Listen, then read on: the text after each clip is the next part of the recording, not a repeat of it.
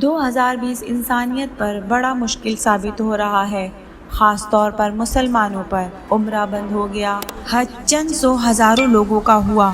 بڑی پریشانی کی بات یہ ہے کہ مسلم امت کے لیے لیکن اس وقت جو صورتحال ہے، ایک پراسرار سی آگ اور حملے جو اچانک شروع ہو گئے ہیں پوری دنیا میں، اور خاص طور پر اگر اس میں آپ دیکھیں تو مسلم کنٹریز ٹارگٹ بنتی جا رہی ہیں۔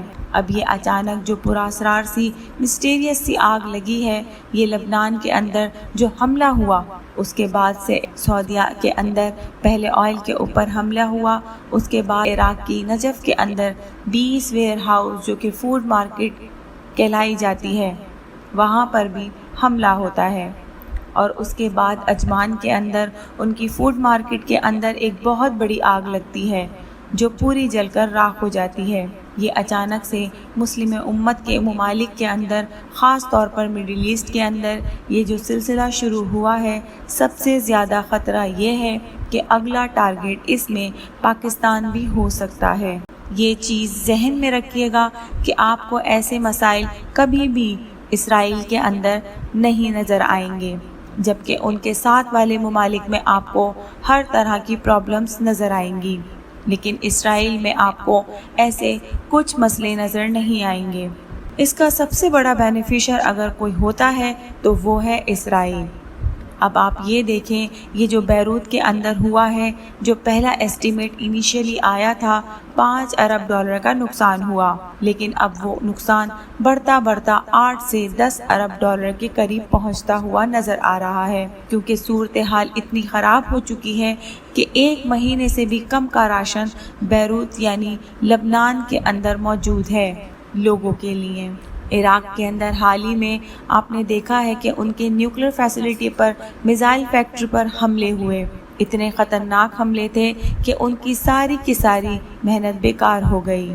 اب عراق کے اندر ہوا، اب UAE کے اندر ہوا، عجمان کے اندر ہوا، کوئی بھی اس چیز کو نہیں روک سکتا کہ کل کو دوسرا حملہ پاکستان یا دبئی یا کسی اور سائٹ پر نہ ہو۔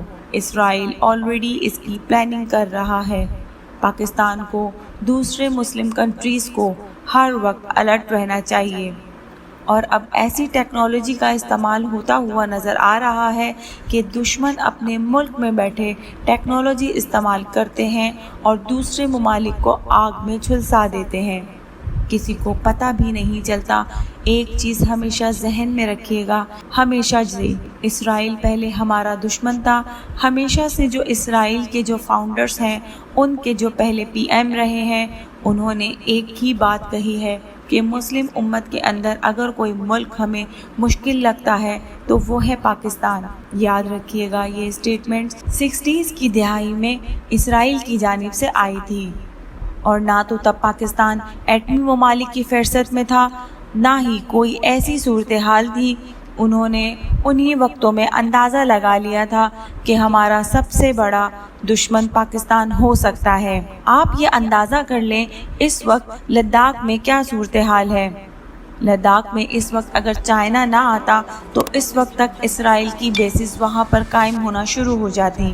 اسرائیل نے پلان یہ کیا تھا کہ مقبوضہ کشمیر میں بیس ہوگی، امریکہ کی بھی ہوں گی، اور لداخ میں امریکہ کی اور اسرائیل کی ایئر بیس ہوں گی، اور وہاں سب سے زیادہ پرابلم ہوں گی پاکستان کے لیے۔ صورتحال یہاں پر سامنے آتی ہے کہ یہ اچانک مختلف ممالک میں آگ لگی ہے۔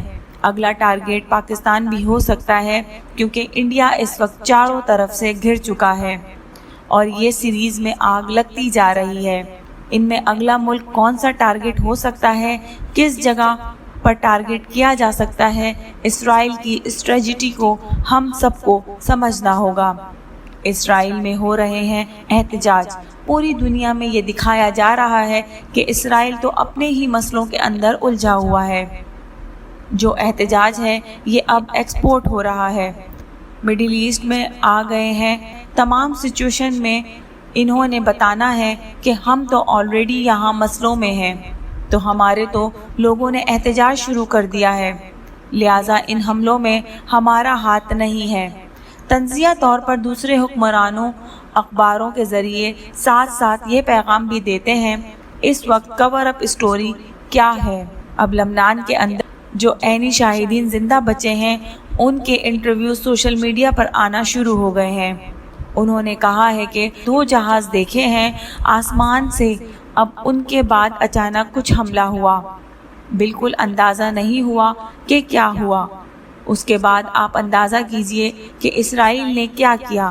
ان کی جانب سے معاملہ تنزیہ طور پر اسرائیل کی میڈیا میں آنا شروع ہو گیا۔ حملہ کرنے والے مارے گئے اور ساتھ ٹرمپ کی طرف سے ایک بیان سامنے آ جاتا ہے کہ دیکھیے یہ کوئی پوری طرح ایکسیڈنٹ نہیں تھا، یہ ایک حملہ تھا، یعنی پوری دنیا کا دھیان اس طرف لگا دیا۔ اب اگر اسرائیل ایڈمٹ کرتا کہ میں نے یہ سارے کام کیے ہیں تو ساری دنیا اس پر چڑھ دوڑے گی، لیکن وہ اپنا خوف اور ڈر بٹھانا چاہتا ہے، اس لیے ٹرمپ کے منہ سے یہ بات نکلوا دی۔ اب یہ بات میڈیا میں آنا شروع ہو گئی، نیوز پیپر میں آنا شروع ہو گئی، اور جو لوگ اس کو کنٹرول کرتے ہیں وہاں سے بھی تحریریں آنا شروع ہو گئی ہیں۔ سب کا دھیان اسرائیل کی طرف جاتا ہے، لیکن کوئی بولنے کی ہمت نہیں کرتا۔